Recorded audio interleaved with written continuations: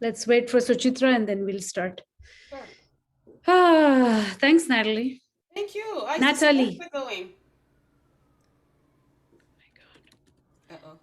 1 second. Sure. Now what happened? I don't know what is this webinar business. It drives me crazy. I'm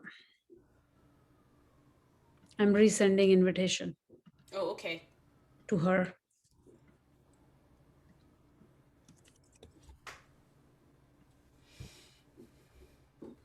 It's 12:30. Yes, it is. Come back, Suchitra. There she is. Okay, I'm starting the webinar and then making you the host. I'm going to stop my video for a minute and then you stop yours as well. Yours is not on. So.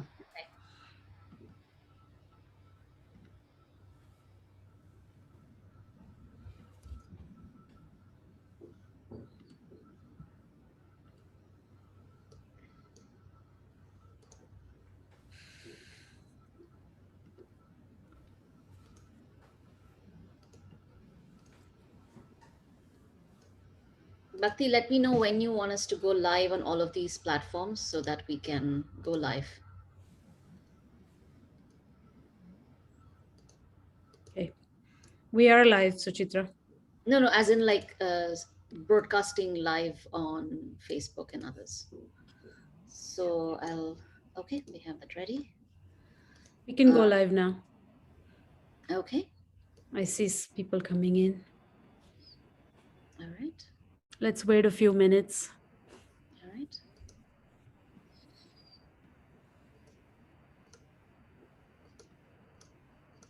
Have you guys done this before?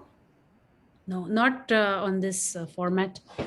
So we can just wait a few minutes and then just start.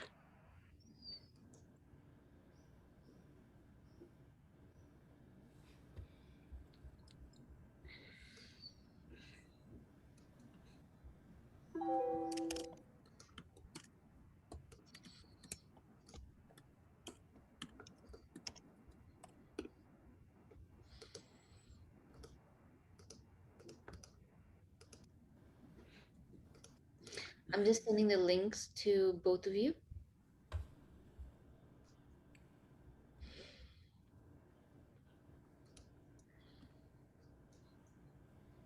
Natalie, you have a bonjour from Louis Gordon. I see. I just saw it.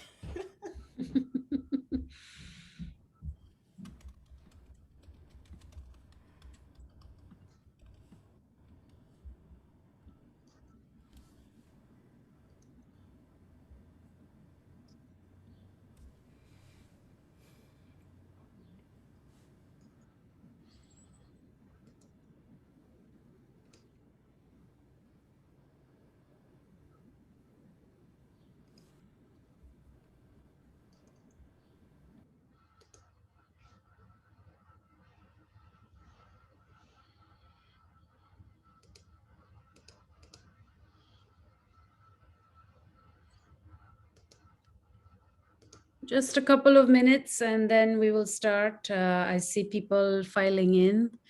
And this is for whoever's coming in, this is a new tech for us, the Zoom webinar. That's what's the issue.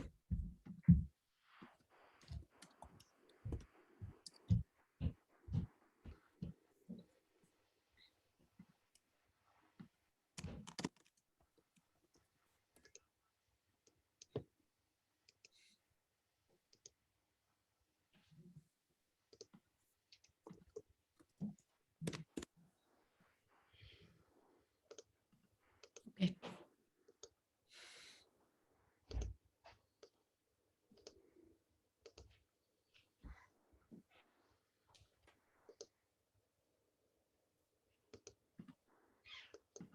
All right. I'm going to ask Suchitra, are we ready to go live? Should we wait a little longer? You're already live on YouTube. And okay. All right. Okay. So I think we can start. 1 second. All right. Welcome, Nathalie. This is Nathalie Etoke, who is joining us today. We just had a very exciting and productive and interesting book club for just before this live event. And now, it's just going to be you and me. And Nathalie was very generous in asking, engaging all of us and all our many, many questions about her very provocative and exciting new book called Shades of Black, published by Seagull Books in India. And it's part of the Quilombola series, edited by Leonora Miano. And it's also the debut book of this particular series. So Shades of Black is going to be followed by several others, I believe. And the one person I see, that's the common thread, is that they're all by the same translator. So that's actually quite exciting. So there's a consistency of tone, I believe, that will come about. Okay, before I start the conversation with Nathalie and harass her with many questions, I just want to very quickly acknowledge and start by saying that we at Warscapes Magazine and the Polis Project, and of course the Radical Books Collective, which is only born today, stand with Palestine and unequivocally condemn the atrocities being perpetrated by Israel. We are going to call it what it is: a massacre, ethnic cleansing, genocide. And we urge all of you to boycott Israel and to also boycott the grossly biased media that continue to spread lies and misinformation about Palestine and its people. So we want to acknowledge that this is a very difficult and intense moment right now in many parts of the world, but the one we are witnessing in real time is the Palestinian one, and it is hard to watch. So after that heavy note, I want to re-welcome you, Nathalie. Nathalie is the launch author of the Radical Books Collective that was co-founded by the Polis Project and Warscapes by the extraordinarily dynamic Suchitra Vijayan, and is also years of thinking about how we read, how we review, how we critique, how we buy, what we buy when it comes to books. So Nathalie has kindly agreed to be the test person, and so far it's going really, really well. So before we dive into questions, Nathalie, I wanted to invite you to perhaps read a passage from your book. I think for those who have not read it, it will give a sense of, your tone. And of course, you have a very unique, very powerful and efficient style of communicating your very intense ideas. So please, just a short reading.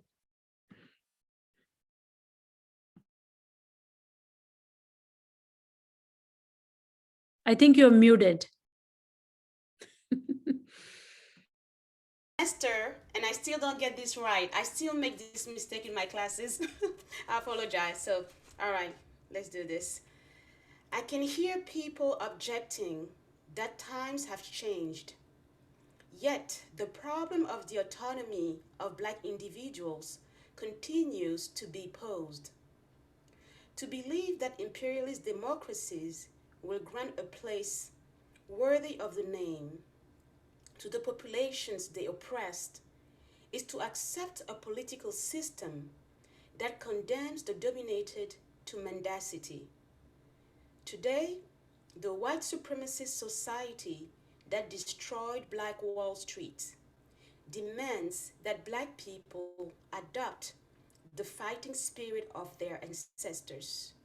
We are told that the descendants of slaves must find solutions to their social and economic marginalization and seize on the opportunities that abound in the United States of America. Individuals are responsible, no doubt, for their destiny, whence the importance of demonstrating resilience to adversity. However, a time comes when promoting autonomy, combativity, and personal responsibility on the periphery of or within an oppressive society is downright crazy or societal. We have to have the courage to transform the society radically so that it becomes an environment where all can live. In face of the black crowds that never cease to challenge imperialist democracies, voices rise to express boundless exasperation. Times have changed, they say. There was a black president in the United States. Black doctors, engineers, writers, and professors are now part of the social landscape. The people who applaud, celebrate, and marvel at the progress accomplished only confirm the unexpected and out of the ordinary nature of the presence of this handful of individuals in certain spaces. Because they are not readily imagined holding positions of authority, Barack Obama, Colin Powell, and Condoleezza Rice become fetishes of diversity or fig leaves covering racism. As black personifications of white supremacy, their main mission is to protect and maintain the interests of American imperialism. Wow. Thank you so much. And I think, it might be, we know you're a professor at the City University at the Graduate Center, and you're an academic. You've written academic books before, but this is a different style. This is something new that you're doing. This is for a more general readership. And I just, wanted maybe for you to tell me a little bit about the genesis of the book. I think while Shades of Black is a philosophical reflection, it also seems to come from a personal place. You share your experience of double migration from Cameroon to France and then again to the US. And there was a whole kind of a language question that altered with that. You also mention your experiences as an educator and how your teaching changed as current events unfolded. What made you write this book? Who is the audience you had in mind? How did you change your style based on that? Anything really. So, I don't remember exactly when Leonora Miano told me about this project. And she reached out to me. And I think at first I said no because of the burden of being an academic and all the scheduling, and the time frame was a bit tight. But then I said, no, I should do this. So I reached out to her again. And, but she made it clear in terms of what type of texts she was looking for. And also she's read my work before, so she's also familiar with academic writing, not just mine, but so there was already this agreement there that this is not going to be an academic book. So to give you a story, so there is this chapter titled "To Be Situated." That was not the first title. So to be situated in French, être en situation. At first, I have this word that we all know, right? Positionality. She said, no, I don't want that. You need to tell us a story. So, right? So I think she was really part of that process where I had to unlearn things that we've been used to do, because in many ways it's also very comfortable. And I think I'm a decent writer already. And I also had, with my previous book, Melancholia Africaine, I've already kind of explored those lines where your writing can be poetic, you can tell a story, but she just took it to another level because she had a specific idea of what she wanted. And she and probably some of my family members, they are the only people who can make me do things that I don't want to do, because I know they believe in me and they see things that I don't see in me yet. So that was part of the writing process, kind of how do you share personal details that are personal but lead to conversations about concepts like race that we always have in academia, but without this academic language. So you tell a story, and it makes sense. She's a storyteller. So you tell a story, but then at the same time you reflect. And I was told, do not quote. You quote too much. So And I was told, you don't really need those things. You already know how to say those things. You really need to quote X, Y, and Z to make this point. And that was true. So there are ways in which I just started writing theoretically, but creating a language that is actually accessible, you Hmm. know. Yeah. I think, but I have to do it also comes from good editing, you Yeah. know. And also being I used to be a very good student. I'm very obedient. Are you? So, Let's so, see. so when I'm told, like, and also I could see that I was also enjoying the process. So I Yeah. also have to say that. And I Hmm. think there are ways in which, as academics, we all have books in our minds. We just don't have time to Right. sit down and write. So, I just sat Hmm. down one summer and then I started writing, getting feedback and Right. working on my piece again. And I always tell students that as faculty member, we should share that we rewrite our papers. That Right. sometimes we get rejected too. There's no shame in saying that, so that they can understand that this is a process. And as a writer and as a scholar, I learn to write every day. So that was the idea. With regards to the audience, I didn't necessarily think about the audience, because if I were to think about the audience, I wouldn't write. But I Yeah. knew that what I will write about is related to what I teach, what matters to me, where I live, and how my take on race has been framed through different contexts. And I Hmm. think that sometimes in the US, because of the binarity, we have a very parochial way to understand race. And Hmm. I was also made aware of some of the tensions and conflicts amongst Black people who come from different background. The fact that Right. blackness erases ethnicity in America, and the ways in which the white gaze still create a grammar of race that undermines how diverse Black people are. So I wanted to talk about all those things. Yeah, yeah, that's and I think you do it wonderfully and provocatively. And in fact, it's a very unsettling book. It makes you uncomfortable. It triggers all kinds of guilt, even. And I think one of the things you keep saying is this refrain we hear in media in the world today from family members, friends. Times have changed, things are changing, things are changing. And this is an idea that you attack, rightly so, quite passionately in your book.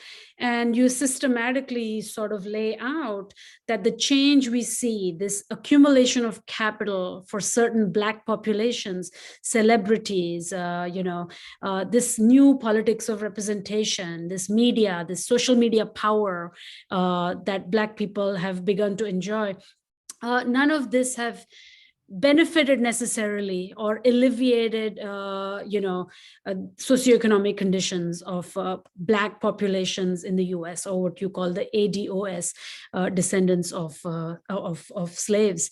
Could you talk a little bit more about that? I think this is a very unsettling concept, especially for those who are not familiar with it. I'm technically a migrant. I'm a successful migrant in the US. Sometimes you acknowledge your own guilt of being a successful migrant in the US. So how to navigate all these things? Yes, I don't know about guilt. I think that I have a sense of responsibility. I think Hmm. guilt is very a useless feeling, and sometimes I feel it's kind of narcissistic. It's Hmm. how you feel, but to me Yeah. it's more like, okay, I know that everything that I was able to do here doesn't even start with America. It starts with what I call random luck. Being born in a family where, although I come from a place where you have tremendous economic disparities, compared to my peers, I belong to a privileged class there already. you know I mean, when I was in my teens, I went to France for vacation. How many African person does that? So, but the way I grew up, because I went to school at some point with Cameroonians. At first, I went to a white French school called Française, where you have the elites and the white expatriates and the children. But then my parents took all of us out of that school for economic reasons, because of becoming very expensive. And we went to the Cameroonian school.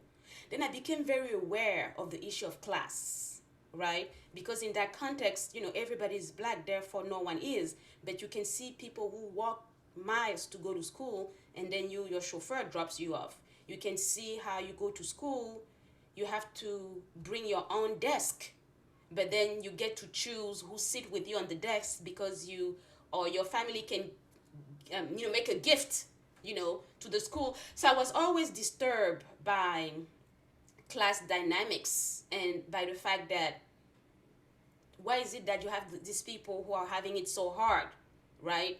So to me, it was always like a sense of responsibility. And fast forward, you go to France, you come across people of immigrant backgrounds. Yeah, you can be a victim of racism, but you see, their parents are street cleaners or maids, or they don't have the language to navigate society. They're living in the outskirts.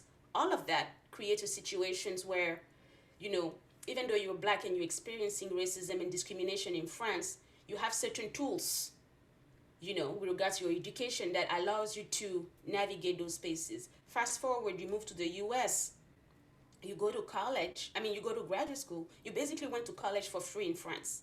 You come to the US, you have a scholarship, you go to graduate school pretty much for free. You come across African Americans who have so many student loans, but then you're all black, and then, this idea of, oh, I see how this thing works. I see how, in many ways, it's not necessarily about how hard you work or how smart you are. This issue of class is very important. But I also know that amongst black immigrants, you also have pockets of poverty. Right. If you're a Somali refugees or someone from Sure. Liberia, Nigeria, you don't belong to the same category. But the way race is framed in the US, we all become black. And you can see certain faces. I bring up Candice Owens in the book. She's always talking Mm-hmm. about how Nigerians got here yesterday and people who've been here for more than 400 years. She even talked about people coming from underdeveloped Africa Yeah. coming here, and people who've been here God. for more than 400 years are not able to. And I can see how white supremacy is so insidious that it even creates tension and divisive rhetoric. And I came across this ADOS movement, which I found very interesting because they're claiming a certain kind of American exceptionalism. They're Mm-hmm. claiming this idea of disaggregating blackness Right. because they're feeling that there's a certain kind of group of people who are replacing them. And it's not even just that group. I look at this article that came out in the New York Times years ago where Skip Gates and Lani Guinera were talking about how when you look at who are the black people at Harvard, Right. it's not necessarily the descendant of slaves. And then at Cornell University, I think 2 or 3 years ago, Mm-hmm. black students organized themselves and started a protest. They say you need to be more complex when you talking about diversity, race, black, who get in, who get out. And then I realized there's really something happening here without also, of course, the good old conflicts that you always has among people. So, and I realized that that's never part of public discourse. Right. So when you see a black face somewhere, we have the black president, we have the black this, the black that, and also the politics of blackness with representation and symbolism. I Mm-hmm. say that when Barack Obama becomes the president of the United States, the whole world rejoices. From Asia, because he was there as a kid, to Yeah. Africa, his father is Kenyan. In Europe, they love this idea of mixed educated black. So it was mixed race there. So they're claiming like his whiteness somehow to undermine his blackness, and they say he's not black. So you see all those different kind of symbolism. But then when you think about his legacy in terms of black wealth, in terms of policy, Mm-hmm. all we have is symbolism. And also the way black politics operates in America, I think is very interesting. But then I think it also mirrors this idea of the national bourgeoisie that Fanon Right. talked about when he talked about this ruling caste in Africa, right, after colonization, how they're not interested in defending the people and the working class, but in collaborating and reinforcing capitalism and neocolonialism. So, and then you see that when you think about that in that context, you go beyond race, because I think there are certain values and qualities that we attribute to race, gender, or sexual orientation that are very arbitrary. Right. It's not because I'm black that I'm a good person, that I'm progressive, or before I Yeah. walk into a room. Because I walk into a room, revolution has happened. But I think because white supremacy was grounded on excluding, bodies, specific Hmm. bodies, so it's white supremacist heteronormative patriarchy. Right. So non-white bodies are excluded. Sexual minorities are excluded. Non-normative gender, all of Hmm. that, we all excluded. So how do we claim our space? We claim those bodies, we claim those specificities as if there's something very intrinsic about them that is revolutionary. But I think it also comes from this framework of white supremacy where you're a black body, you're a woman, you are gay, Yeah. excluded because of that to uplift white heteronormativity, right? Hmm. Yeah. Yeah. Let's come back a little bit to Barack Obama. I think you reserve kind of intense critical ammunition, right, for this very beloved and cherished figure. So, and I think someone in the book club said they really kind of were ready, for the Barack Obama critique. And I think, of course, I see why I might be ready for a strong critique of Obama. I think all my many identity affiliations he has managed to kind of intervene in. Right, this is the president who escalated drone warfare. I mean, he was an addict to drones in South Asia, Middle East, East Africa, all places beloved to me. And then, as a migrant, I think his draconian deportation policies have landed us in a terrible place. He has separated innumerable families. But what we did have is that this was the first black president, and that meant something, even if it's at the level of representation, symbolism, recognition. And even I always say at the level of the erotic, right? There is this picture of this attractive man and this woman, and there's this kind of extremely hetero kind of black American family image that comes about, and it's an image that we've simply have not had access to in the past. I mean, in the United States, it just simply does not exist. So, but you're refusing this very powerful legacy, this uneven powerful legacy. Do you want to tell us a little bit more, talk a little bit more about Sure. this critique? Actually, I talk about all of that in the book, like the family, Hmm. all of Yeah. that. Um, and also talk about, you see what's happening in the movie industry. Right. I think that minority people have been bamboozled with symbolism. I'm not saying it's not meaningful, Hmm. but I think it provides a certain kind of psychological comfort, Hmm. but it doesn't address the fact that we're talking about an elite group. We don't talk about the background of the individuals. I think we need, as we talk about symbolism, we need to talk about all of that. It didn't come out of nowhere. Why is Hmm. it that we should just focus on race? Where did he go to school? Where did he go to college? What did he, and whether we're talking about Obama or Kamala Harris, what is it that they had access to position them in a situation where, so to me, that is even more important than the fact that they are black. Because Yeah. I know that I'm able to get a PhD in many ways because I'm third generation college educated in my family, Family. not because I'm black. Right. So, but because white supremacy operates by excluding bodies, which is what I said earlier, Hmm. I think it also even prevents solidarity among classes because a lot of white people also have this sense of ontological superiority based on their bodies that they inhabit. So the same way, we're projecting so much with Barack Obama and his progress and arrive here.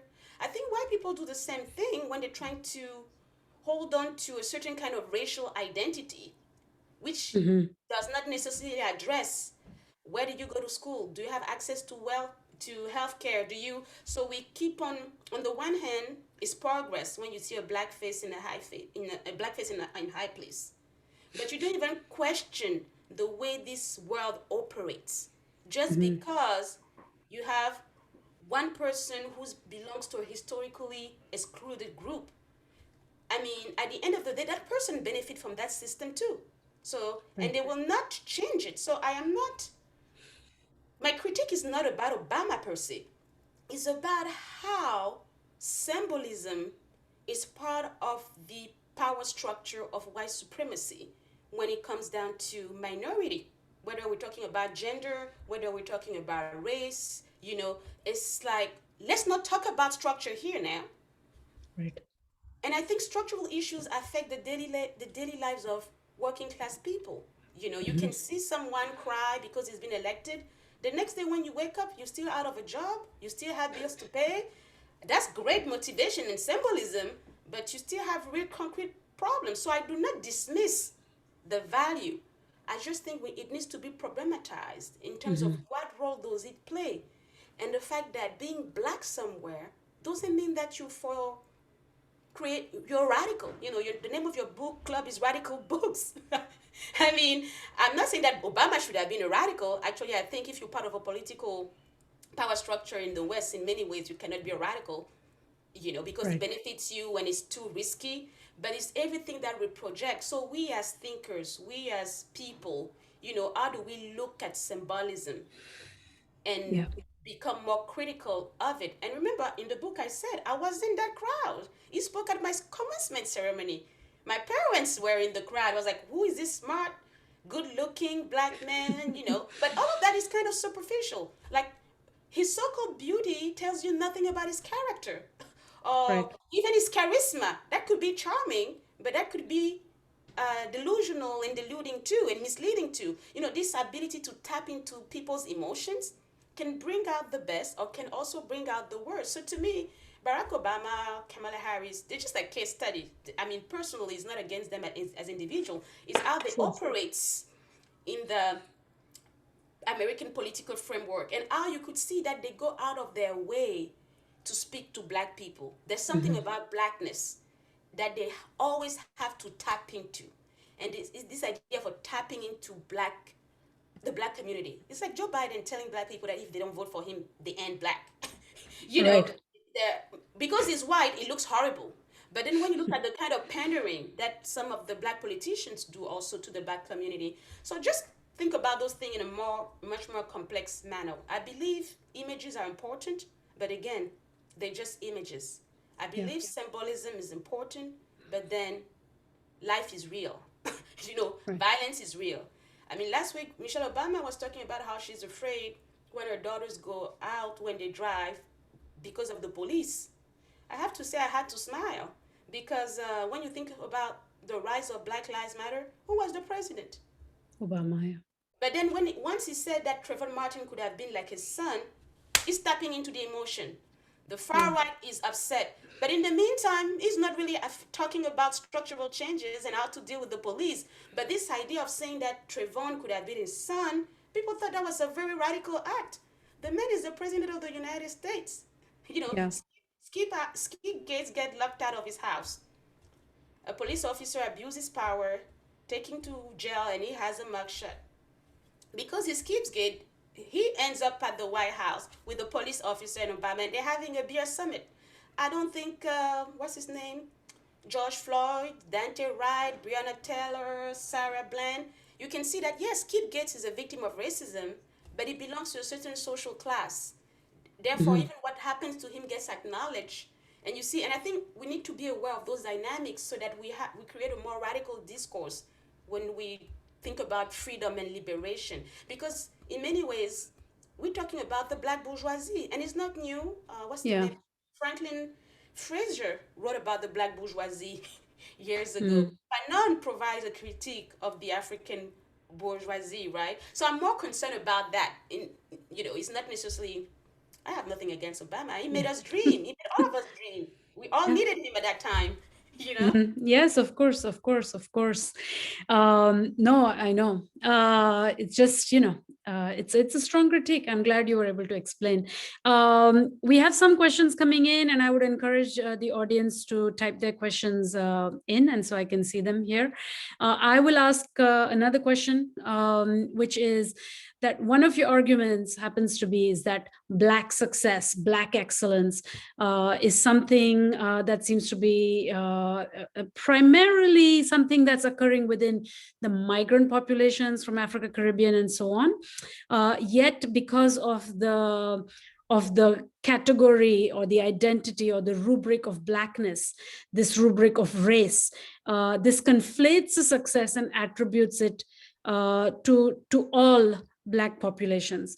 And you are suggesting that there is a kind of danger in this. This is a problem, right? Could you articulate this a little bit? Yes, I think it's a problem because in many ways, I'm ambivalent about the issue, and you saw that in the book. Sure. Like, in many ways, and you too, you're an immigrant, I'm an immigrant, we're both women, right? Double minority. And you find yourself in a place where you're able to do certain things and achieve a quote unquote certain level of what I call individual success. Mm-hmm. But then when you look at statistics, particularly the statistic pertaining to Black people in America, and when you really break it down, you will see that they're still at the bottom. When you think about who's in jail, who's not graduating from high school, who's unemployed, all those issues. But there are ways in which you have those stories, let's say, on ABC, of this Ghanaian American kid who was admitted to, I don't know, all the Ivy Leagues. Right. Yeah. And it's news, and it's Black success. And then you have the Candice Owens line about the immigrants. And I think it's dangerous because whether I like it or not, I become part of a certain story. In many ways, whatever I was able to achieve reflects this idea of the American dream and the narrative of American progress and success, right? So as an individual, I could be portrayed and used to show, look at what we're doing here, we're doing better. But then again, as a whole, as a group, the people that I quote unquote identify with, or people that I get lumped into with, they have a very different personal story and background. They Right. have a certain kind of lineage that started in 1619, Mm-hmm. all sort of things. So, and I feel that there are ways in which we do not address that specificity in many ways, but we even use certain narratives to shame people of that background. That's what I Mm-hmm. don't like about it. And I Right. also understand that a lot of immigrants, I always tell this to my students, I didn't come to the US to join the Black community or a Black cause. And I'm just being honest. I remember when I was a graduate student, I was just like, I need to get this English language together. I need to get my qualifying exams. My head was buried into this idea. I'm here to work and Right. achieve something. But then you look around, you wake up, and you Mm-hmm. realize that everything that you're able to achieve in many ways is because somebody died. Somebody picked up cotton. Somebody, yes, you work, but hadn't been that history before you, America would still be like a white supremacist country in terms of you wouldn't even be here. you Right. wouldn't even think about coming to America. And I don't think this story is specific to Black immigrants. I Mm-hmm. think there are ways in which colored immigrants, whether we like it or not, Toni Morrison said it the best in the documentary that came out 2 years or 3 years ago. She Mm-hmm. said they talk about the American melting pot, right? She said, Mm-hmm. yeah, American melting pot, but Black Americans are the pot where everybody else melts. Yeah. I thought that was fabulous. I was Yeah. like, really smart. And she can say the most complex It's thing, very uniquely Toni Morrison, this phrasing. and it's true. And that part is not just in terms of whiteness. How Mm-hmm. the Italian became white, how the Irish became white, how the Jews became white. All these population who at some point were also ostracized and Mm-hmm. abused, but there are Yeah. ways in which they became white. Then I have to think of myself, what is it that I become here in Yeah. context of Black American history, affirmative action, access, diversity, etc. I Sure. do not become white, but you become the exceptional Blacks. Yeah. You Yeah. know, uh, Honorary white citizen, whatever you become, because of your skin colors, you will not become like the Irish or the Italian, right? Yeah. So these are some of the issue I'm wrestling with, because this is a global world. People are migrating. And you know, the type of smoke that the ADOS people have for black immigrants, they have the same type of stories for Asian immigrants.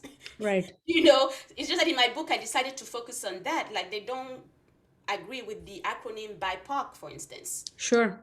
You know, all sort of things, because they're claiming a certain kind of uniqueness. But again, Hmm. I'm concerned about the politicizing of lineage and Yeah. victimhoods and where it could lead us. I'm more interested in how do we have, all of us, how do we have honest conversation Right. about our conflict and tension, and create a space where we can actually become very revolutionary when we Hmm. start to look at capitalism with a critical gaze. But I also know that when you come from a place where people lack everything, all you want is to accumulate. So Sure. it's complicated. Yeah, yeah. There's an allure, right, to capitalist success. Lewis Gordon in the Q&A is adding a couple of interesting comments. He said analysis should be added addressing second and third generation children of Black migrants. Many overlook who the Blacks are in the prison system today.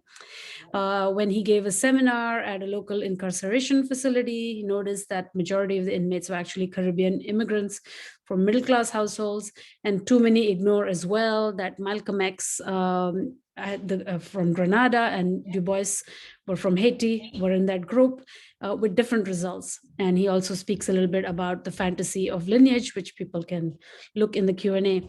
Let me get to Steve Nunez's question here. He asks, I was wondering if you can make a distinction, you, Natalie, can make a distinction between the white world and the anti-Black world. On the one hand, non-Black folk of color are able to focus on white supremacy, which often erases manifest anti-Blackness in those sociocultural orientations. On the other, the example of ADOS exemplifies a movement that isn't white, but is in many ways anti-Black? This is a That's an strong excellent question. That's a Yeah. very an excellent question. I won't be able to address all the nuances, but this is what I can tell you. First of all, they reject this thing about language, the power of language. They reject the idea of being black because they think that white supremacy flattened blackness. Or when they use the word black, they're only referring to people whose ancestors were enslaved in America. So I hear you when you're talking about the rhetoric they use being anti-black, but coming from their perspective, what is anti-black is, for instance, me just performing a certain kind of blackness and not acknowledging that I'm from Cameroon and I have roots in France, etc. And the fact that the white supremacy structure, we will see us as, we create this idea of sameness. So they have this very specific look at blackness where they can even say that black immigrants are anti-black. But when they say that, they mean that they're anti-American black. So I think it's a very important point that you're making. And they also reject this idea of Africa. They despise Pan-Africanism. They're trying to claim some type of American nativism. And I think that's what I find very interesting, really, about their identity politics, is a certain claim of America that in many ways mirrors certain components of white supremacy, but for the sake of social justice and welfare redistribution. So they find themselves in this situation where they're fighting against white supremacy, but they're not necessarily challenging capitalism. They want reparation, and I agree African American people should get reparations. But it goes beyond reparation. It's this idea of black people in America, descended of slaves, being part of a very specific group. It's like an ethnicity, right? And therefore, the black immigrants or the Latinx immigrants is perceived to be some type of threat to their well-being. But at the same time, historically, white supremacy is also a threat, right? And I think that's the conundrum where they find themselves. But it's true, some of the rhetoric sometimes come across as pretty much xenophobic, etc. But I don't necessarily focus on that, because I feel that there are ways in which, when we're throwing anathemas, we don't really look at the ways in which white supremacy keeps on reinventing itself, even amongst oppressed groups. And I'm wondering, do we want freedom? Do we want a more equitable world? Or do we want more access to capital? Because I think their main issue is the fact that they were left out. And Right. even when you think about how they all go after black actors right now, there are ways in which when people saw Sidney Poitier or Harry Belafonte or what's her name? She just passed away few weeks ago. She was almost 96-year old. This black lady, her parents were originally from St. Thomas. I don't remember her name right now. Um, People just saw a black person. Mhm. Nobody was like, oh, Ari Belafonte. I mean, even Farrakhan has roots in the Caribbean. you know, to go back to Lewis' points about Du Bois. And I think at that time, there was a certain kind of black consciousness. Whereas Mhm. today, I think there's a fragmentation of black consciousness in relation to capitalism. Yeah. And not and that black consciousness back then was kind of revolutionary. I mean, we can talk about Stokely Carmichael, but today is more about these people are coming here and they're taking what was supposed to be for us. Right. And I think What it's very complicated. what do you make of just a kind of a sidebar question, but I'm sure the audience is interested too. What do you make of figures like, or may I say, phenomena like Candice Owens? How does one account for It's very interesting because I submit myself to watching Black Conservative after Trump started to do so well with a minority of black men that was overblown, and then black men were portrayed as wannabe patriarchs who are all horrible people, but it was a small group of people. Most of black men still voted for Biden, but also he did well with Latinx. So I was trying to hear what they had to say. So a few weeks ago, I watched this conservative documentary. The title of the documentary is Uncle Tom. So you have what's his name, Larry Elder. He has this shirt, Uncle Tom, and redeeming the figure of Uncle Tom.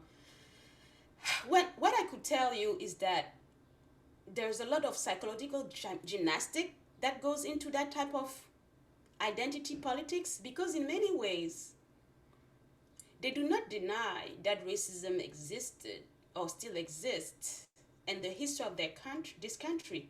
But there's something about do for self kind of mentality. Pull yourself up by your bootstraps. Your ancestor had nothing and he did so much. You have so more today and you're doing nothing. I mean, it's just it's like a cognitive dissonance. Mhm. And then you have this thing about black culture, the pathologizing of black people. But it also reminds me of when sometimes the French people talk about Algeria or Sub-Saharan Africa, like you wanted your independence, now you're free. Maybe there's something wrong with black people in general. They're unable to achieve certain things. Mhm. And I think black conservative have the same type of framework. They will not tell you that racism does not exist, but they're more interested in the so-called pathologies of black people.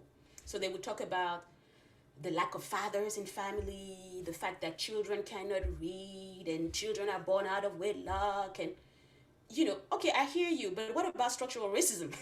Yeah. But I don't want to discuss that. And in many ways, I can see how that works well with white supremacy, because you're not Mhm. challenging the history of this country, you're not challenging systemic racism. Lewis Gordon has this phrase that really blew my mind away a while ago. When you read that piece by Du Bois, when he asked how does he feel to be a problem, Yeah. Lewis said that he believes, I'm not saying that, Lewis can read Du Bois' mind, but he said, how does he feel to be misconstrued as a Yeah. problem? And he's always talking about black people being human, facing human problems. But when you Mhm. think about the conservative talking point, it's like they are the problem. And Yeah. there's nothing wrong with America. I mean, even if I were to explore the idea that we are the problem, it wasn't brought out of thin air. There is a certain kind of social environment that they totally dismiss and disregard, because it also create a space for them to exist. I Yeah. mean, Candice Owens, she's this highly visible black woman in the Mhm. Republican Party, just precisely because she's black, but she's anti-black. Yeah. That works very well with white supremacy Of and course. uplifting, racism, because racism is not a problem. It's Yeah. just that people need to leave the democratic plantation. It's very strange, but it works for them. I don't know. Yeah. I don't know if you heard, but Kamala Harris was asked by, I don't know who Yeah. asked her in the Republican, is there racism? And she said, no, there's structural racism. I mean, now even this term we just use like this. It's amazing.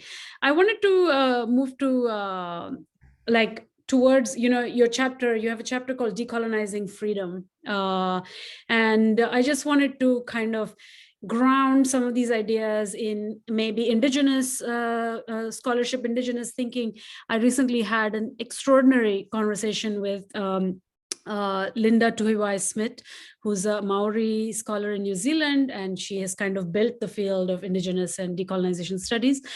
And she said that she was giving a talk in the UK, and she asked her audience, what will be left of your world if colonialism was dismantled, if your world was actually decolonized? And and in fact, she came to realize that their whole world was built on it. There would be nothing left. But then she added that this is not the case for, say, indigenous people. They can trace back their stories to hundreds and hundreds and hundreds of years. There's a whole repository of knowledge that one can go to.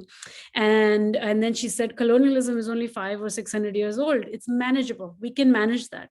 That's what and I just thought that was a very interesting it was an interesting approach. And I just wanted to know if like such thinking can be useful. Is this a useful idea for you? And by this I do not mean returning to like mythical African kingdoms and the epic of Sunjata or something like this.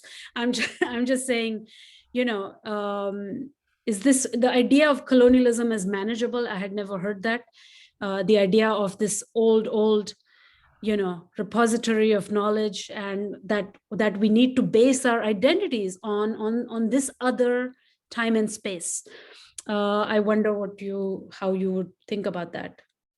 I don't necessarily know about managing colonialism, but I think something always brings me down to earth is when I go back home. Mm-hmm. There are ways in which we can have this conversation, theorize, and come up with ideas. But when I look at the ways in which Western culture, and I would say the worst kind of it in terms of consumption and consumerism, has tremendously changed the way people live. My issue at that point is not even white people. It's the type of mindset that I see back home. And again, I'm not for policing blackness or dictatorship or whatever. That's why I always take this type of idea with the grains of salt, because I can tell you a little story. While I was growing up in Cameroon, having a landline at home was luxury. If you had a phone at home. Of course, yeah. I mean, people used to send telegraphs, all sort of things, fax, and it was so hard to communicate. People used to write letters, and when you couldn't write, you would go to see l'écrivain public, the public writer who will write letters for you. Right. But now you walk around, the lady who's selling peanuts, hot paper on the ground, she has a cell phone. Yeah. So how do I address the pervasiveness of cell phones, not just in her life, in our lives, with this idea of managing colonialism? Who am I to tell her that she shouldn't do this, she shouldn't? Because I feel like with the idea of managing colonialism, there will be a certain kind of prescriptive component, because people are not going to surrender a certain kind of way of living, even if I think it's detrimental to them. They enjoy it. And I can also talk about the Chinese invasion in Africa in terms of the economy. When I was growing up, everything that we bought in Cameroon came from France, came from Italy.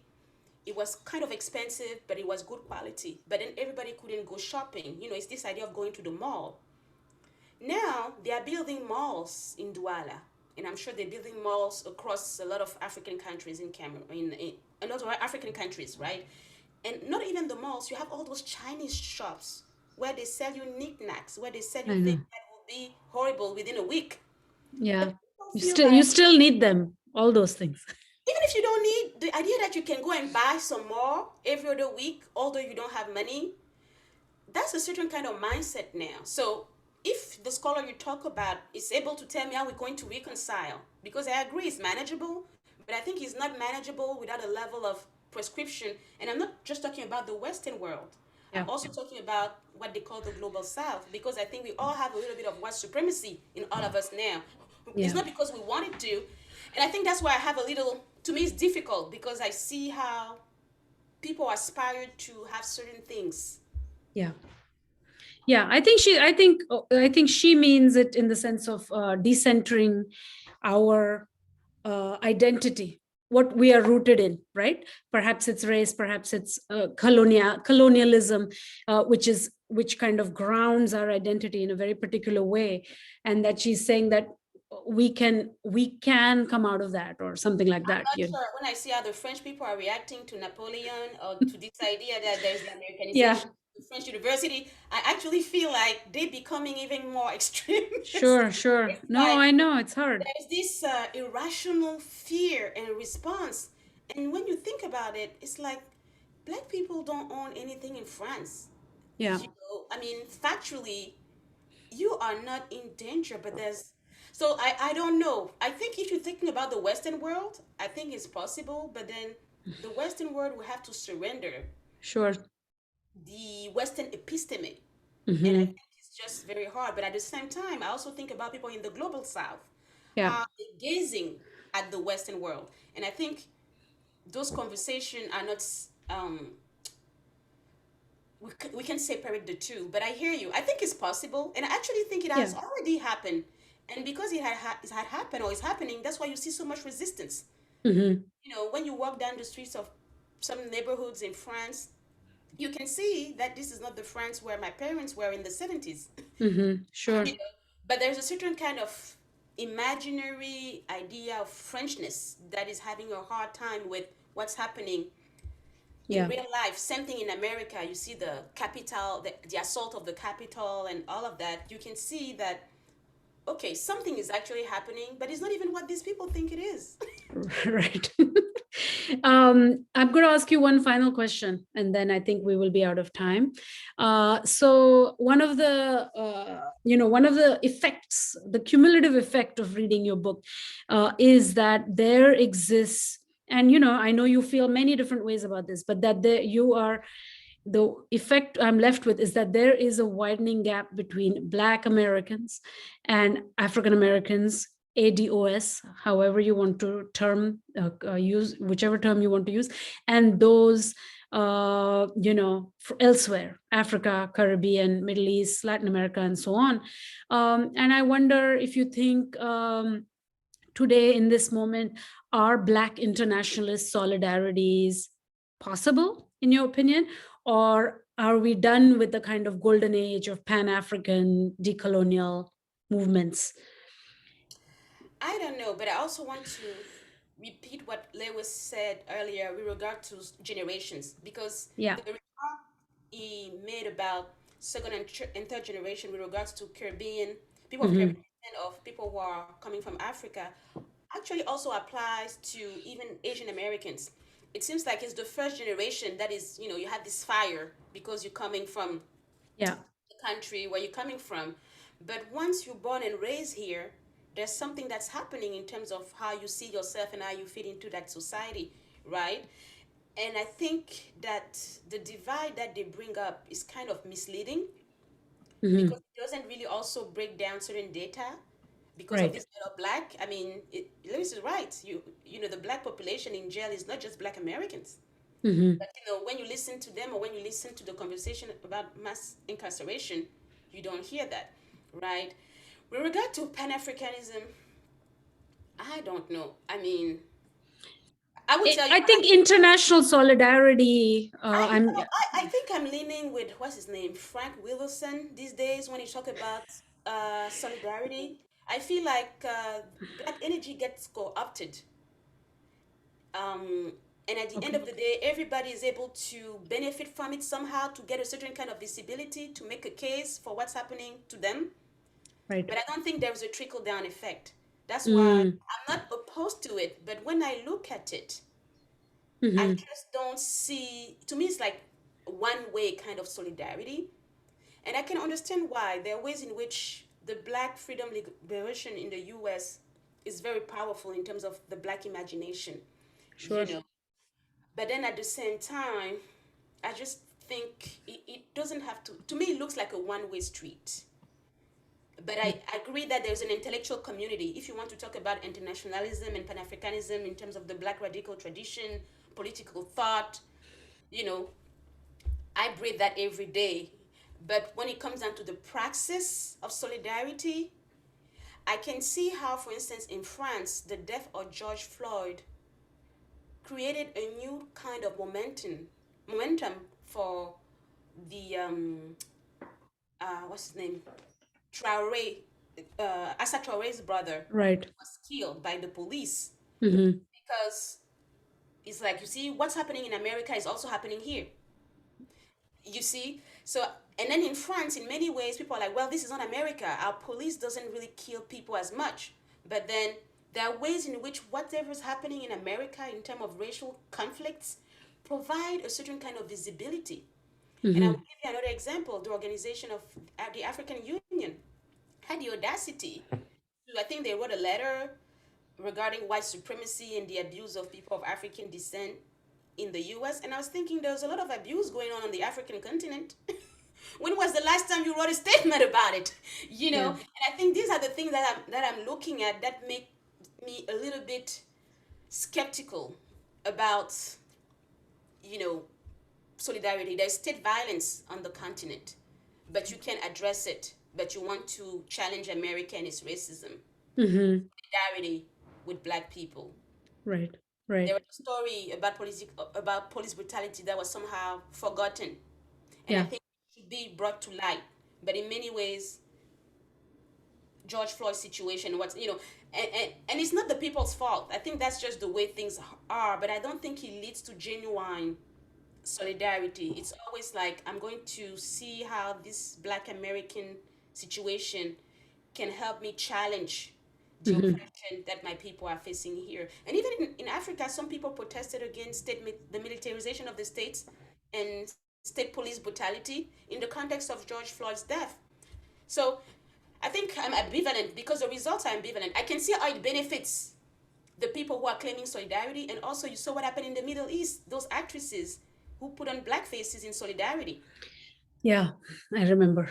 And then the kind of anti-black racism that's also going on there. But the people there in Tunisia, in Mm-hmm. Lebanon, they were able to have a voice. They were like, oh, you're claiming solidarity with Black Lives Matter? How about Black Lives Matter in Algeria or Tunisia or in Lebanon or in Saudi Arabia? Mm-hmm. So I can see how useful it is, but at the same time, I feel like it's kind of sad that they need that. Otherwise, there is no language, or there's Yeah. a erasure of the experience locally, right? Yeah. But I think it's what it is. We just need to be aware of the complexity. Yeah. I think we're talking like a little bit across each other, because I Oh, think part of sorry. me, no, no, and not in any wrong way, just in the sense that I often see that as you said, the AU putting out a statement, African Union putting out a statement about police brutality, and then where were they? But at the same time, the American grammar of thinking about race and blackness dominates so much that one kind of loses the granular nature of things that are taking place on the ground in African countries, in Caribbean countries, or even Middle East, and so on and so forth. So, in a way, I'm blaming the U.S. for generating a grammar that doesn't allow for enough international solidarities. But I think you are saying some. It's hard for me to blame the US because I Mhm. was born in France, but I grew up in Africa in a dictatorship. Sure. And I know that France was involved in sustaining dictatorship across the continent of Africa. Yeah. But I'm not sure France puts a gun on every president's hands or just tell them to abuse their own people. So for me, it's very hard to just look at whiteness as the epitome of evil, Hmm. because I remember when the Rwandan genocide happened. I remember also the things that were happening on the continent, and even local violence in my own country is political violence, and it has to do with power and greed. And I Yeah. don't think these are white specificities. I can Hmm. see how capitalism and imperialism, and I always talk about even this language that we still don't have to talk about slavery. Yeah. You know, people will tell you, like the ADOS people will tell you, Africans sold Africans. I Yeah. understand where they're going with that, but I'm also aware that there were kingdoms, there were power dynamics, there were trading practices. There are Sure. ways in which capitalism was also able to disturb power dynamics in Africa because there was a kind of pre-existing ground. So it's Hmm. very hard for me just to say because I also see what's going on the ground. And I think to be a free thinker and a responsible human being Hmm. is to be able to look at history coldly and ask yourself always this question of responsibility. Sure. And that's part of growing up and, ethical maturity is this Yeah. idea that when I was growing up, the police that beat up people across the street didn't look white. Right. We're abusing them for no reason. Hmm. And to me, it's just hard to just say. So there's something there, but that it's not because they're black. It's human. Again, I go back to this idea of humans. What humans do. That's why Hmm. when we're having those conversations, even in the U.S., I kind of always not push back, but take a seat back. Hmm. Like I've seen the same types of thing happen, and it's still happening some places on the continent regarding even to gender violence and all sort of Yeah. things. But I know that when you're here, because we're fighting white supremacy, and white supremacy is real, in many ways it's like, oh, do not air your dirty linen, but then you don't clean it. Because if you air it in public, then the white supremacists are just going to sit back and be like, look at you. And I think we need to find a way to straddle those fences because Yeah. that's what I'm trying to do, honestly. I'm not saying it's the perfect way to go about things, but I know where Hmm. I come from. I know the political situation and I know the type of things that's happening. And it's complex. But I hear you. Yeah. Yeah. Yeah. Yeah. Thank you so much, Natalie. This was an absolutely wonderful conversation. We are out of time, and even though we are ending on this cold note, um, we won't remember it as cold. Thanks again, and everybody, please subscribe to the Radical Books Collective. Thank you, Natalie, for being our first author. We loved reading your book and having the discussion before. And then, of course, this was lovely to talk to you. Thank you for making the time. Thank you very much. And I'll be attending the next Okay, gathering. that'll Okay. be great. That'll be great. Bye. Thank you. Bye.